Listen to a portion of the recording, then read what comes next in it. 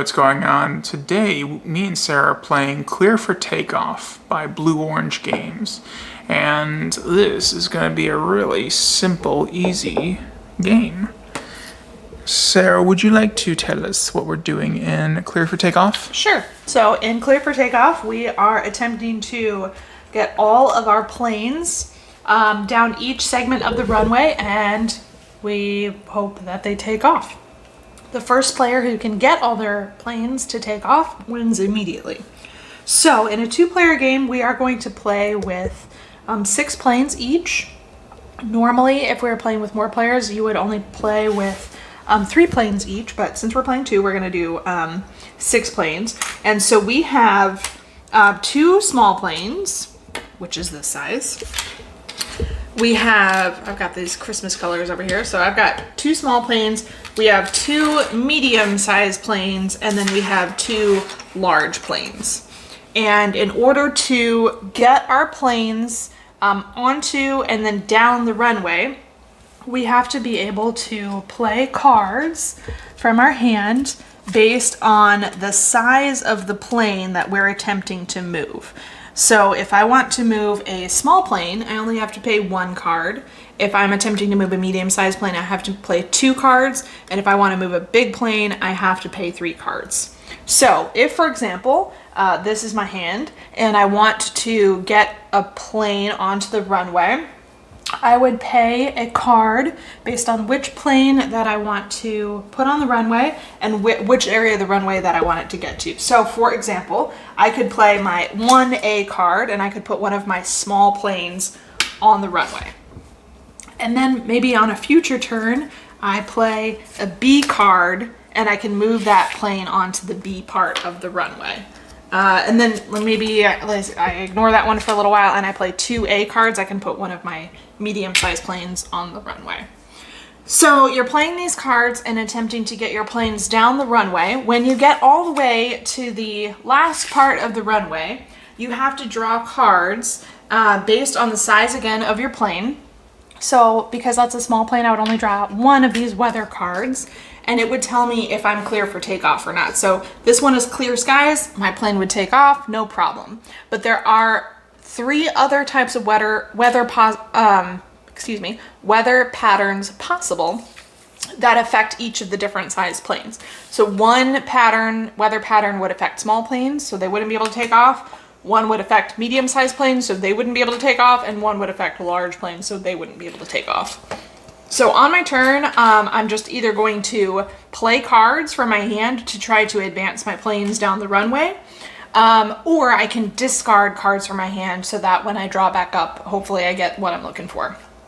I can also try to sort of sabotage my opponents by playing cards to prevent their plane from being able to progress down the runway. But other than that, that's pretty much it. And it seems pretty simple. It's a 2 to 4 player game, plays in about 30 minutes. It says on the front of the box that it was created by a real airline pilot. So I don't know if this is going to feel like trying to taxi and take off if we were piloting real planes or not, but maybe, I guess we'll see. Yeah, we'll see. It's simple. It's blue-orange. So, all right, we'll get back to you guys once we are halfway through the game. All right, bye. Hey, Sarah. Hey, Nick. So we didn't even do a halfway point for this game because it was so quick. I went pretty fast. It did. So the game is called Clear for Takeoff. Uh-huh. I think it was only slightly more fun than being waiting for being cleared for takeoff. Yeah. So yeah, it was really, really, really simple. On your turn, you either played cards or discarded cards so that you could draw new cards. And or play cards to... That's it. You either played cards or you discarded cards to draw new cards. And when you played cards, you could either play cards to advance your own planes, or you could play a card to try to delay an opponent's plane. There was very, very, very little player agency. Kind of felt like Go Fish, like you were just like going, because everyone knows Go Fish and they know it pretty well, and so you're just back and forth, and we seriously were like flying through the game. Yeah. So I think the box time is 30 minutes, and it oh my probably gosh, it took us maybe like 10. Yeah, maybe 10. And that was just because Nick and we usually pick up a pretty good cadence when we play games once we know what we're doing. And it is Blue Orange, so most a of lighter game. most of Blue Orange's games are probably just not so, they're like Haba games, except they have some games that are more for adults, but for most part, like it's I would say like it's like a split. Like there are some games that are for kids, and there are some games that are for adults. Hava, it seems more of like its majority is for kids, but for this game in general, this was like really fast and like. I think if you were playing with children, there might be some merit here. Yeah. You would have to think, you'd have to help a child develop, strategic thinking as a skill to play this game. But as a game for adults, there's like little to no thought or player agency involved in this at all. And it was just, So, I think that it's kind of neat. Like they built this runway here, so like all of the planes go out on the runway, and you have to play cards to be able to advance your planes down the runway. And you need more cards the bigger your plane is. So there is definitely like quite a bit of theme here. They did really nice. Like these pieces are fantastic. All of the different planes, like there's different sizes, and each size of the plane are like a different style. The production is pretty decent. The cards are nice. This isn't bad.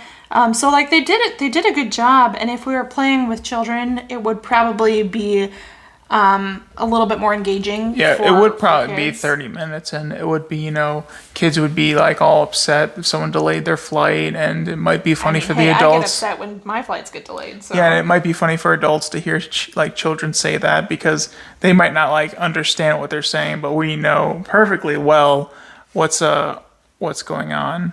I think it like they did a good job with this. And if we were playing with the younger children, it would probably have been, it would have seemed a little bit more strategic, but just playing as two adults, there's not a lot going on No, here. we were flying through the deck. We almost had to go through the deck a second time. So it was pretty simple. The decisions weren't particularly, interesting. There were two decisions, really. Yeah. Play to move your airplane, or basically. And you kind of knew like what you had to do. If you didn't have the cards that you needed in hand to move your airplane, well, then you had to discard. If you had cards in hand to move your airplane, you might as well move your airplane. And then once you got down to like lesser card, so you have A, B, C, and D cards. There's not D. That's the D is for takeoff. And once you got past a certain point, like if you see those two planes were mine, because in a 2-player variant you have to play with 2 colors. So at this point in the game, I didn't need A's anymore. So if I drew A's, it was just kind of like, okay, well, I don't need that. And also if I drew like, D's, it wasn't going to help me with the B, airplane. So, I mean, there was a lot of, towards the end, a lot of cards just kind of became, pointless. And like I had one large plane, at the end out here, and all I needed to be able to get it to take off was 3D cards, and no other card was useful to me in any way except the delay card. Now, one thing we're leaving out is the weather card. So that was kind of like the spice to it. The thing that was kind of like ooh. What happened is you would play cards to advance your plane down the runway, and then when you got to C, in order to actually take off, you'd have to play the correct number of D cards. And once you'd done that, you would check the weather to see if your particular plane could take off. Now, you would only get to flip over this card once you'd paid your cards to be able to actually take off. But then you would reveal this card, and it would tell you what conditions were currently happening. So, like, for example, crosswind meant that the small planes could not take off. But you don't know that until you'd paid your cards to take off. Excuse me. And then you'd flip this over and you'd be like, oh, well, crap, I was trying to take off with a small plane and there's crosswind, so I'm not going to be able to take off.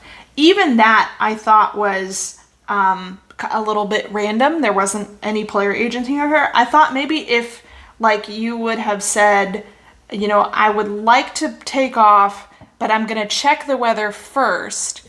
Then you could have planned. So like I would have known, okay, well, small planes can't take off right now, but medium and large plane can. So maybe if I had 2 planes on the C section of the runway, and I know that the crosswind is the current condition, then I could say, okay, well, I'm not going to have my small plane try to take off right now because it'll be rejected for takeoff. But I have a medium-sized plane there too, so I'm going to try to push that one out. I mean, even that would have made this a little bit more, would have given you more interesting decisions, I think, not having that be a random thing.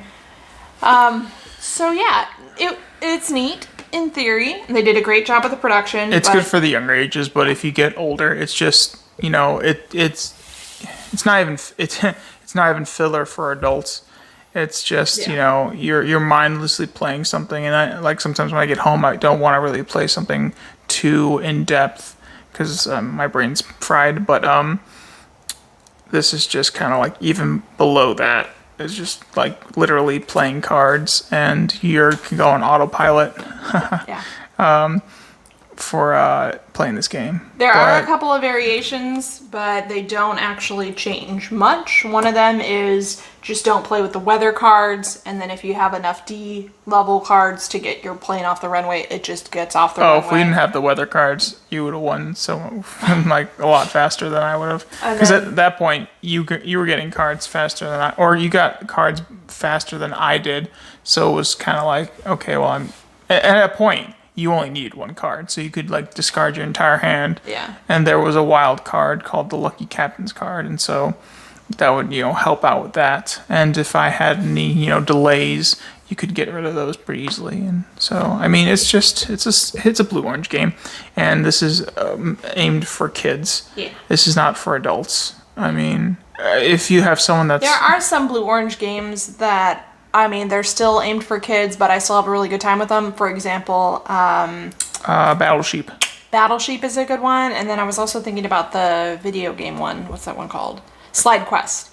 Slide Quest is a really fun dexterity game that is kind of aimed at kids as well. So we do have some other blue-orange titles. Those aren't the only 2, but those are the first 2 that pop up in my mind. And we actually like those. There's a decent amount of strategy. I really enjoy Battle Sheep. Yeah, I was going to say there's a decent amount of strategy in Battle Sheep. The dexterity stuff in, what's it called? I just said Slide Quest is really fun. It's like you work together to operate these levers and move the board around and stuff like that. So that's really fun, even for adults. This one, though, I think is... strictly just probably for kids, or, you know. But it's neat. I mean, it's neat in theory. Yeah, I mean, it's good quality. It will take the beating, I think, for a little bit from kids. Yeah, like I'm slamming almost sad that we're gonna get rid of it, because these airplane like meeples are they're pretty cool. Those are neat little tokens to have in a game. And they even got like 3 different variants. There was like the big ones, and then there was the medium size, and then the small ones. And so in like a 3 to 4 player game, all you'd have to take care of is the 1 color. But since it was a 2-player variant, we had to take care of 2 colors. So the game got, you know, faster, or a little bit longer. If we just had 1 color, it would just be ridiculous. We'd be flying through the game. The game would be over in like a blink of an eye. It'd even be faster than what we played here, because we didn't even do a midway games section during this vlog. So yeah. But the production is really good. These are really nice cards. These are really nice pieces. This isn't too bad. And I think it's neat that it's just like, it looks exactly like an airplane runway. It is very thematic, but the theme is boring and the game is boring. So yeah, but like we said, it's not meant really for adults that play, high level or hobbyist games. It's really meant for it's not even for baby gamers, because even baby gamers will this actually will backfire, I feel like, if you brought this to somebody, because they'd be like, oh well, this is the hobby game, Monopoly was better than this, or Sorry was better than this. I don't know about that. I'd rather play Sorry or Monopoly than this. I'm think I'd rather just play saying this for my just 'cause it'd be experience. over faster, but That's Sorry true. or Monopoly would probably be more fun. more fun and more interesting. But I mean, I'm not trying to dog this game too much because we figure it's just kids. Yeah. So yeah, Just not for us. Yeah, But- just not but for it us. Was, it was neat. In it its own was a way. good experience. Another game off the list. All right. Well, until next time, we will talk to y'all later. Toodles.